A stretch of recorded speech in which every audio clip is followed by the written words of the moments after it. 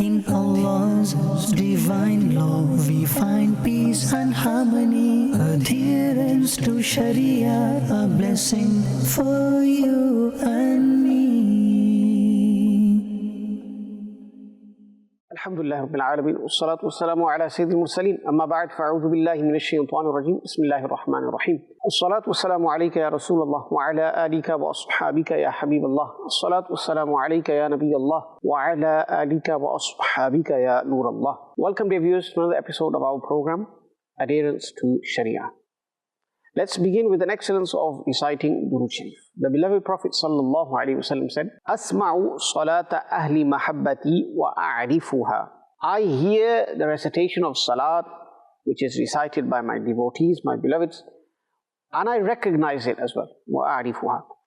Sallu ala al-Habib sallallahu ta'ala ala Muhammad sallallahu alaihi wasallam. In a narration related by Sayyidina Anas radiyallahu ta'ala an, once the beloved Prophet sallallahu alaihi wasallam was sitting amongst his companions alayhim ridwan, when the Prophet sallallahu alaihi wasallam said, if you want to see a person of Jannah, look at who enters the door. A person entered and his beard was moist, was wet with wudu water, and he was holding his sandals, shoes in his left hand. He came to the court of the Prophet ﷺ, gave salam, meaning he greeted the Prophet sallallahu alaihi wasallam. Now the second day, the very same thing happened. Rasulullah sallallahu alaihi wasallam said, if you want to see a person of Jannah, of paradise, look at who comes through the door next. And it was the same individual. This happened for a third day as well, meaning 3 days straight. Rasulullah sallallahu alaihi wasallam mentioned to the Sahaba that if they want to see a person of paradise, of Jannah, then they should look at the individual who comes through the door next. And each time it was that very same individual. So, Sayyiduna Abdullah bin Amr bin As radiyallahu ta'ala, he was observing, he was seeing this, he was listening to what the Prophet ﷺ was saying, and then he was witnessing this individual come in for 3 days straight. So what did he do?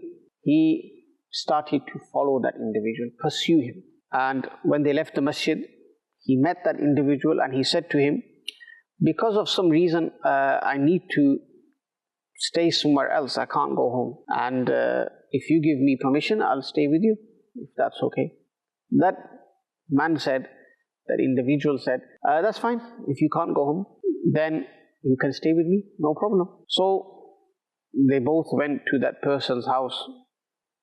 And for 3 days, he stayed with that individual, began observing his a'mal closely, deeply. And Sayyidina Abdullah bin Amr bin As radiyallahu anhu says, during my stay there, I didn't see anything extraordinary, meaning I didn't see that he would go out of his way to do ibadat or do any specific amal. Yes, he would wake up and go to the masjid at the earliest, because the masjid was close to the house. Whenever he would hear the iqamah, he would get ready. And similarly, whenever he would wake up at night during sleep and he would turn over, he would mention the name of Allah subhanahu wa ta'ala, Allahu Akbar. And thirdly, whenever he would speak, whenever he would say anything, he would only engage in good conversation, nothing that was sinful in speech, meaning positive conversations, positive speech. So Ibn Abdullah bin Amr bin As radiyallahu ta'ala says, I didn't hear anything bad from him, from his mouth. When these 3 days had passed, I told him the reality. I said, look, it wasn't actually the case that I couldn't go home, but because the Prophet sallallahu alaihi wasallam mentioned to us that if we wanted to see a person of paradise, if we wanted to see a person of Jannah, then we should look at who enters the door, and each time it was you. I was curious. I wanted to know which actions or which deeds you do to be the recipient of these glad tidings. And I didn't see anything extraordinary. And what do you do? Tell me. How have you become worthy of such glad tidings from the court of Rasulullah sallallahu alaihi wasallam? And his companion said, I'm not sure. You've seen me for 3 days do what I do. I can't think of anything else. Now when the companion was about to leave, the individual called out to him the individual who has been observed by Sayyidina Abdullah bin Amr bin Aus radiallahu anhu. He says, I do remember one thing. I am a person who does not hold any malice towards others. I don't hate others. I keep my heart clean. And secondly, I do not be jealous of others. I don't look at the blessings of others and think they should be removed. This is jealousy. And Sayyidina Abdullah bin Amr bin Aus radiallahu anhu affirmed, he said that I think it is these actions, this condition of your heart, that you don't think ill of others, you don't hate others, and the fact that you're not jealous of others, this is what has made you worthy of the blessings that the Prophet ﷺ mentioned, meaning the glad tidings of Jannah and paradise. Allahu Akbar. So we learn from this account, the views of Madani Channel, that if a person keeps his heart free from malice towards others, free from hatred towards others, and jealousy, which is the topic of our speech, if he keeps his heart clean from jealousy, he will attain great ranks in the court of Allah subhanahu wa ta'ala. And what is jealousy? Jealousy is desiring that a person be deprived of a blessing they have. So you see someone who recites Quran day and night, and a person becomes jealous because they can't do the same or they don't do the same, and he wishes for that person to be deprived of that blessing. Or another person gives in the way of Allah subhanahu wa ta'ala abundantly, and resultantly someone prays that may that tawfiq, may that blessing be taken away from such a person, meaning giving in the way of Allah subhanahu wa ta'ala. Like this, you can think of so many a'mal: tilawatul Quran, being intelligent, having status amongst society, being someone who everyone likes, everyone's comfortable with, everyone likes to be around. Whatever blessing there is, desiring for that blessing to be taken away from that individual, this is jealousy, this is hasad. Now, each and every one of us should ponder here and reflect here. What's our state? What's our condition? Are we jealous of others for the aforementioned reasons or any other reason? Do we want a certain blessing to be taken away from others? What's the state of our hearts? Are our hearts pure of jealousy, or are they filled with jealousy? And remember, when a person is jealous, he is actually objecting to Allah subhanahu wa ta'ala. How is that, you might think? How is being jealous of another objecting to the Dhat of Allah? Who gives the blessing? Who gives honor? Who gives respect? Who gives wealth? Who gives intelligence? Who grants good health? Who is the bestower of all of these? Allah subhanahu wa ta'ala. We're told in Al-Quran Al-Kareem, وَمَا بِكُم مِّن نِعْمَةٍ فَمِنَ اللَّهِ. Whatever blessing you have, it is from Allah. Allah ta'ala is the one who showers His mercy, His blessings upon the creation. So it's as if a person who is jealous is saying, Oh Allah, I'm not happy with the way you've distributed your blessings. Ma'adallah. That you have given so-and-so such a blessing, I'm not happy with that. Oh Allah, you've given so-and-so intelligence, so-and-so beauty, so-and-so mal, so-and-so status in society, so-and-so has honor, I'm not happy with that. Na'udhu billah min dhalik. Astaghfirullah. When a person thinks of it like this, he realizes how wicked and evil this trait of jealousy is, and how important it is as Muslims to remove this jealousy from our hearts and wish well for others. If someone has a blessing, pray that Allah increases them in that blessing. Pray that Allah subhanahu wa ta'ala preserves their blessing.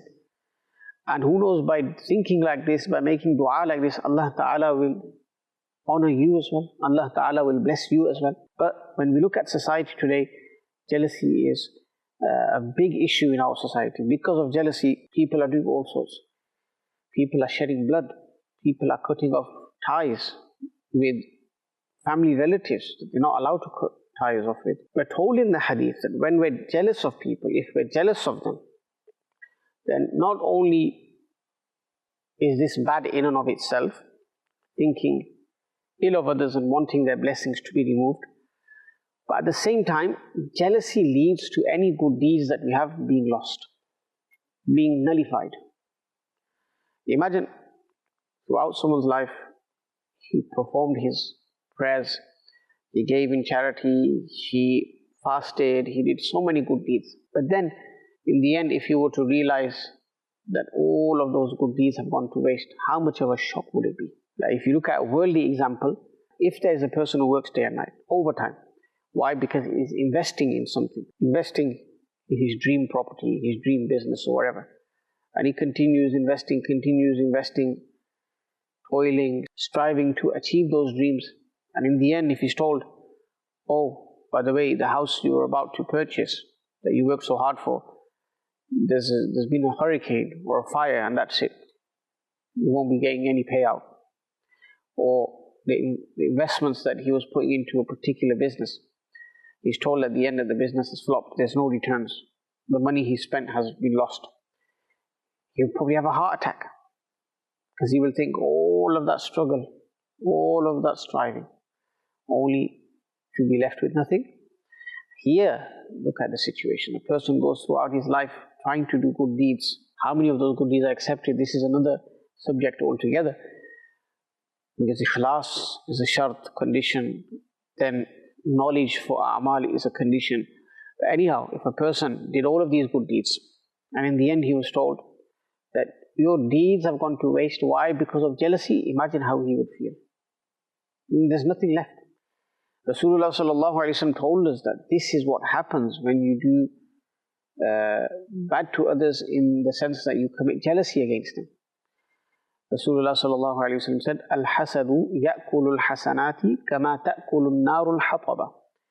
That jealousy is that disease which consumes good deeds, devours good deeds, just as fire consumes wood, devours wood. So we don't want to be in that position where we've done all of those good deeds only to lose them because of jealousy, because of always being enraged, the fire of jealousy being embedded in our heart. We don't want that.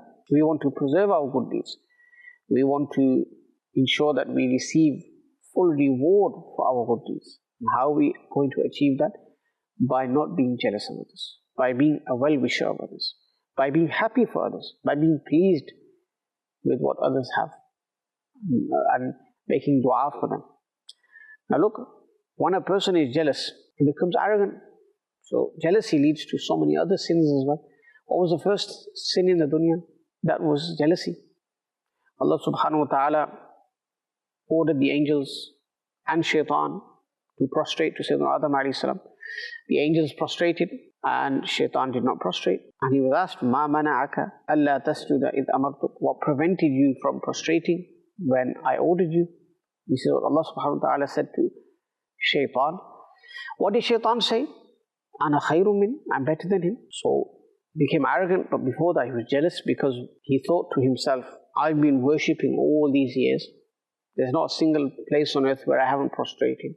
I've become the teacher of the angels, Mu'allimul Malakut. Yes, this was the position of shaitan. He was a teacher to the angels. But then in an instant, Allah Ta'ala has created Adam alayhi salam and asked all the angels, asked shaitan to prostrate to him. So he became very jealous. Why Adam alayhi salam? Why not me? And he is objecting to Allah subhanahu wa ta'ala, the distribution of Allah subhanahu wa ta'ala, the bestowal of Allah subhanahu wa ta'ala. Allah ta'ala grants honor to whomsoever He wants, grants status to whomsoever He wants. Who can prevent Allah subhanahu wa ta'ala? Who can stop Allah subhanahu wa ta'ala? No one. And He is Al-Hakim, He is all-wise. So when He decides, when He gives based on His kamil knowledge, and nobody can ask Him regarding His distribution. Whereas we are naqis, we are defective in our knowledge. We have flaws. We look at things from narrow perspectives. So jealousy is something that we must avoid at all costs. As you heard, it consumes a person's good deed. Listen to what the Prophet ﷺ said after these words, that jealousy consumes good deeds just as fire consumes wood. Rasulullah ﷺ said, by that being in whose power is my soul, meaning the soul of Sayyidina Muhammad ﷺ, you will not enter Jannah, paradise, until you believe. And you will not become perfect believers until you love one another. Should I not tell you of something which if you adopt, you will begin to love one another? The Sahaba said, Ya Rasulullah sallallahu alayhi wa sallam, what is that thing? The Prophet sallallahu alayhi wa sallam replied, give salam to each other, meaning make it aam, make it widespread amongst each other. And salam is very important. This is not part of the hadith, I'm just elaborating. Salam, if a person is filled with jealousy, he won't give salam to others. He wouldn't want to be around them, be in the same room as them. Outwardly he may be smiling, but inwardly he doesn't like that person, he's jealous of that person. And many times it becomes apparent on the face as well. A person can tell that these two don't get along. And if someone were to praise the person he's jealous of, he becomes more enraged, more angry from inside. Why are they praising him? He may eventually even say something that gives a strong sign that he is jealous of that person. So we have to spread love, not spread hatred, not be jealous of others. Listen to another narration. Rasulullah sallallahu alaihi wasallam mentioned 3 types of people. He said those who are jealous, those who commit tale-bearing, gossiping, and thirdly, those who go to fortune tellers. These 3 are not from me. The Prophet sallallahu alaihi wasallam has distanced himself from these 3 types of people. And when the Prophet alaihi salam, who is rahmatul lil alamin, when he says these 3 are not from me, they are far from me. Imagine somebody who commits jealousy daily, someone who visits fortune tellers, sorcerers, someone who tells bears. How will they stand a chance of salvation? When the mercy unto all the universes, the beloved of Allah sallallahu alaihi wasallam is saying that these 3 people are not from me. They are not from me. Remember, salvation depends on being close to the Prophet alaihi salam. In the dunya, by mentioning his dhikr, by reciting salawat upon him, by following the Shariah he came with. In the akhirah, by being in his proximity under the flag of praise which belongs to him. This is how we gain success in the dunya and the akhirah. If someone's distant because of jealousy, because of gossip, because of going to tale, because of going to fortune tellers, he'll be destroyed. If he's not with the Prophet ﷺ, who is he going to be with? So we need to ensure that we cut jealousy out of our lives. Jealousy is such a destructive illness.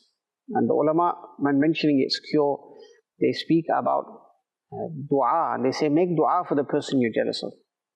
Ya Allah, bless that person with more. Make dua, Ya Allah, remove jealousy from my heart for that person. Ya Allah, make me of those who are content with what I have. Ya Allah, enable me to always look at those who are less than me. Make dua. And another thing they say is, if you're jealous of someone, again, be the first to give salam to them. Don't feel arrogant.